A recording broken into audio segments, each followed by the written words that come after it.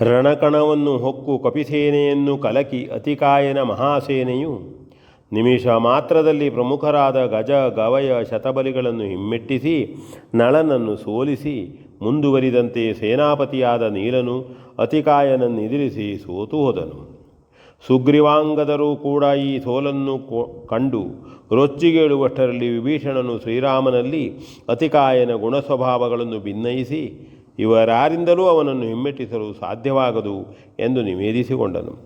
ಆಗಲೇ ಬಿಲ್ಲುಗೊಂಡ ಸುಮಿತ್ರಾತ್ಮಜನು ತನ್ನ ಧನುವನ್ನು ಒದರಿಸಿ ಅಣ್ಣನಿಂದ ಆಣತಿಯನ್ನು ಪಡೆದು ಸನ್ನದ್ಧನಾದನು. ಮುಖ್ಯಪ್ರಾಣನು ಲಕ್ಷ್ಮಣನನ್ನು ತನ್ನ ಹೆಗಲ ಮೇಲೇರಿಸಿಕೊಂಡು ಮುಂದೆ ನುಗ್ಗಿದನು.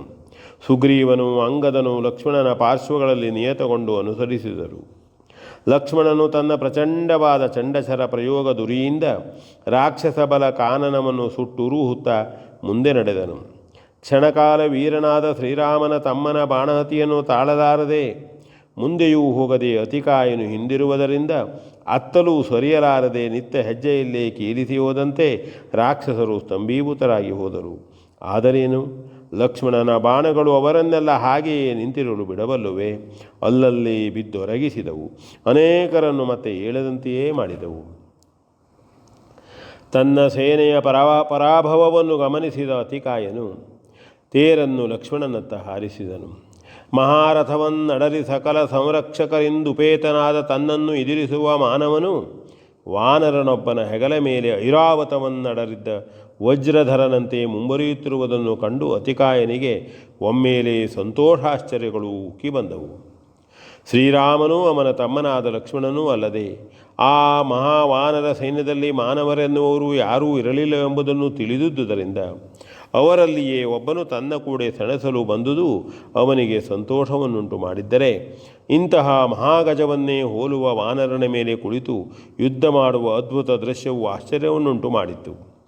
ಶ್ರೀರಾಮನು ನೀಲವಾದ ಮೈಬಣ್ಣದಿಂದ ಕೂಡಿರುವನೆಂದು ಅವನು ಮೊದಲೇ ಕೇಳಿದ್ದರಿಂದ ಸ್ವರ್ಣದೀಪ್ತಿಯಿಂದೊಪ್ಪುವ ಈ ಪ್ರತಿಭಟನು ಲಕ್ಷ್ಮಣನೇ ಇರಬೇಕೆಂದು ಅವನು ತರ್ಕಿಸಿದನು.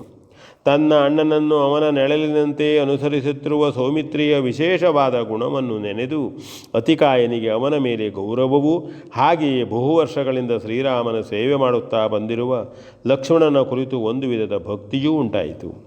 ಆದರೂ ತಾನು ಅವನನ್ನೆದುರಿಸಿ ಹೋರಾಡಬೇಕಾದುದನ್ನು ನೆನೆದು ಹಾಯ್ ಕಾಲವೇ ಎಂದುಕೊಂಡನು. ಅಂತೆಯೇ ಆ ಭಾಗ್ಯವಾದರೂ ನನಗೆ ಬಂತಲ್ಲ ಎಂದು ಸಂತಸಗೊಂಡನು. ದರ್ಶನ ಮಾತ್ರದಿಂದಲೇ ಈ ನಾನಾ ಭಾವನೆಗಳು ಒಂದೊಂದಾಗಿ ಓಡಿ ಕೊನೆಗೂ ಅತಿಕಾಯನ ಹೃದಯವು ತುಂಬಿ ಬಂತು. ಅದೇ ಉತ್ಸಾಹದಿಂದ ದೈತ್ಯ ಸಮ್ರಾಟನ ಮಗನು ಅಸಂಖ್ಯಾತವಾಗಿ ಲಕ್ಷ್ಮಣನ ಮೇಲೆ ಬಾಣಗಳನ್ನು ಪ್ರಯೋಗಿಸಿದನು. ಎಲ್ಲವೂ ಪೂರ್ಣವಾದವು. ಮತ್ತೊಮ್ಮೆ ದ್ವಿಗುಣಿತವಾಗಿ ಅದೇ ಕೆಲಸವನ್ನು ಪೂರೈಸಿದರೂ ಮೊದಲಿನಂತೆಯೇ ಆಯಿತು. ಆದುದರಿಂದ ಮಂತ್ರಾಸ್ತ್ರಗಳ ಪ್ರಯೋಗಕ್ಕೆ ಪ್ರಾರಂಭವಾಯಿತು. ಅತಿಕಾಯನು ಆಗ್ನೇಯಾಸ್ತ್ರವನ್ನು ಪ್ರಯೋಗಿಸಿದರೆ ಲಕ್ಷ್ಮಣನ ವರುಣಾಸ್ತ್ರದ ನೀರು ಅದನ್ನು ನಂದಿಸಿತು. ವಾಯುವ್ಯಾಸ್ತ್ರವನ್ನು ಪರ್ವತಾಸ್ತ್ರವು ಅಡ್ಡಯಿಸಿತು. ಸೂರ್ಯವಂಶೀಯನ ಎಸುಗೆಯಿಂದ ದಾನವ ನಿರ್ಮುಕ್ತ ತಿಮಿರಶರವು ಬಯಲಾಯಿತು. ಹಾಗೆಯೇ ವಿವಿಧ ಮಂತ್ರಾಸ್ತ್ರಗಳು ಉಭಯ ವೀರರಿದ್ದಲೂ ಪ್ರಯೋಗಗೊಂಡು ಅಂತೆಯೇ ಮರೆಗೊಂಡವು. ಲಕ್ಷ್ಮಣನು ಅತಿಕಾಯನ ಕದಲ ಕೌಶಲವನ್ನು ಕಂಡು ಬೆರಗಾದುದು ಮಾತ್ರವಲ್ಲ, ಕ್ಷಣಕಾಲ ಅವನ ಎಸುಗೆಗಳ ಪ್ರಭಾವವನ್ನು ಮನಗೊಂಡು ತನ್ಮಯನೂ ಆದನು. ಅದರಂತೆಯೇ ಅತಿಕಾಯನು ಕೂಡ ರಾಮಾನುಜನ ಶಸ್ತ್ರವಿದ್ಯಾಪ್ರೌಢಿಮೆಗೆ ಮೆಚ್ಚಿ ಮಾರು ಹೋದಂತೆ ನಿಮಿಷ ಮಾತ್ರ ಆ ಪ್ರಭಾವದಲ್ಲಿಯೇ ತಲ್ಲೀನನಾದನು.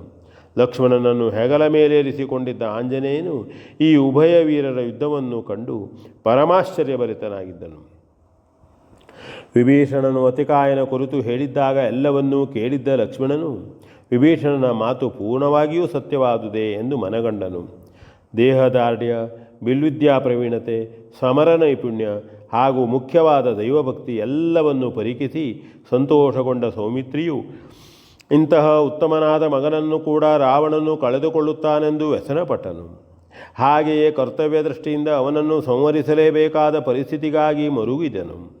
ಇದನ್ನೇ ಎಣಿಸುತ್ತಿರುವಾಗ ಅತಿಕಾಯನಿಂದ ಬಿಡಲ್ಪಟ್ಟ ಬಾಣಗಳನ್ನು ಖಂಡಿಸದೆ ಲಕ್ಷ್ಮಣನು ಕ್ಷಣಕಾಲ ಸ್ತಬ್ಧನಾಗಿ ಎಲ್ಲವನ್ನೂ ಕೀಲಿಸಿಕೊಂಡು ಪುಷ್ಪಿಸಿದ ಮುತ್ತುಗದ ಮರದಂತೆಯೇ ನಿಂತಿದ್ದನು. ಸಜ್ಜನನು, ಸಾತ್ವಿಕನು, ಹಾಗೆಯೇ ಮಹಾವೀರನೂ ಆದ ಇವನು ರಕ್ಕಸನೇ ಇದ್ದರೂ ವಂದನಾರ್ಹನಾದುದರಿಂದ ಬಹುಕಾಲ ಬಾಳಬೇಕಿತ್ತು. ಆದರೆ ಇವನ ಜನ್ಮದಾತನೇ ಇವನನ್ನು ಕಳೆದುಕೊಳ್ಳುವುದಕ್ಕೆ ಸಿದ್ಧನಾದನು. ಮಾತ್ರವಲ್ಲ, ಇವನ ಹುಟ್ಟು ರಾವಣನಿಂದಾಗಿ ಇವನಿಗೆ ಮಾರಕವಾಗಿ ಪರಿಣಮಿಸಿತು. ಆದುದರಿಂದ ಸೃಷ್ಟಿಕರ್ತನ ಮಾರಕ ಶಕ್ತಿಯೇ ಇವನನ್ನು ಸಂವರಿಸಬೇಕಲ್ಲದೆ ಅನ್ಯಥಾ ಸಾಧ್ಯವಲ್ಲವೆಂದು ಬಗೆದ ಲಕ್ಷ್ಮಣನು ಶ್ರೀರಾಮನನ್ನೊಮ್ಮೆ ಧ್ಯಾನ ಮಾಡಿ ಅಮೋಘವಾದ ಬ್ರಹ್ಮಾಸ್ತ್ರವನ್ನು ಅತಿಕಾಯನ ಮೇಲೆ ಪ್ರಯೋಗಿಸಿದನು. ಸಂಧಾನ ಮಾತ್ರದಿಂದಲೇ ಅದು ಬ್ರಹ್ಮಾಸ್ತ್ರವೆಂದು ಮನಗಂಡ ಅತಿಕಾಯನು ಅದನ್ನು ತುಂಡರಿಸುವ ತವಕ ಪಡದೆ ಅದೇ ಅಸ್ತ್ರದಿಂದ ತನ್ನ ದೇಹವು ಬಿದ್ದು ಪ್ರಾಣವು ಶ್ರೀರಾಮನಲ್ಲಿ ಸಮರ್ಪಿತವಾಗಲೆಂದು ನಿಶ್ಚಯಿಸಿ ಶ್ರೀರಾಮನನ್ನೇ ಧ್ಯಾನಿಸತೊಡಗಿದನು.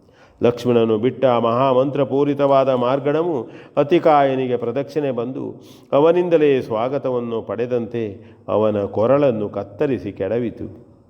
ಮೊದಲಾಗಿ ವಿಭೀಷಣನೇ ಆ ರುಂಡವನ್ನು ಕೈಗೆತ್ತಿಕೊಂಡು ದುಃಖಿಸಿದನು. ಶ್ರೀರಾಮನ ಕಣ್ಣುಗಳಲ್ಲಿಯೇ ಹನಿದುಂಬಿದಂತೆ ಲಕ್ಷ್ಮಣ ಹನುಮಂತರ ಸ್ಥಿತಿಯೂ ಆಯಿತು. ಒಟ್ಟಿನಲ್ಲಿ ಅತಿಕಾಯನ ಮರಣದಿಂದ ಶತ್ರುಪಕ್ಷದವರೂ ವ್ಯಸನಪಟ್ಟರು. ದಾನವ ವೀರರು ಈ ದುರಂತವನ್ನು ಕಂಡು ಹಿಂದೆ ಕಾಲ್ತೆಗೆಯುತ್ತಿರುವಾಗಲೇ ಅಂಗದಾದಿಗಳು ಒಂದೇ ಸಮನೆ ಅವರ ಮೇಲೆ ನೆಗೆದು ಕೆಡಹತೊಡಗಿದರು. ಆ ಎಲ್ಲ ಪ್ರಯತ್ನವೂ ಸತ್ಪರಿಣಾಮವನ್ನು ಬೀರಿದುವಂತಲೇ ಅಸಂಖ್ಯಾತವಾದ ದಾನವ ಕೋಟಿಯು ಧ್ವಂಸವಾಯಿತು. ಅಷ್ಟರಲ್ಲಿ ಕ್ರಮದಂತೆ ಸೂರ್ಯಾಸ್ತವೂ ಆಯಿತು. ಶ್ರೀರಾಮನಾಜ್ಞೆಯಿಂದ ರಾಕ್ಷಸರ ಮೇಲೆ ನೆಗೆಯುವುದನ್ನು ಬಿಟ್ಟು ಕಪಿವೀರರು ತಮ್ಮ ಠಾಣ್ಯವನ್ನು ಸೇರಿದರು. ರಕ್ಕಸರು ಕೂಡ ಉಳಿದ ಒಬ್ಬಿಬ್ಬರು ರಾವಣನಿಗೆ ಸಮಾಚಾರವನ್ನು ತಿಳಿಸುವುದಕ್ಕಾಗಿ ಬದುಕಿದ್ದವರು ಬಿದ್ದೆದ್ದು ನಡೆಯುತ್ತಾ ರಣಕ್ಷೇತ್ರವನ್ನು ಬಿಟ್ಟು ಪಟ್ಟಣಕ್ಕೆ ಹೋದರು.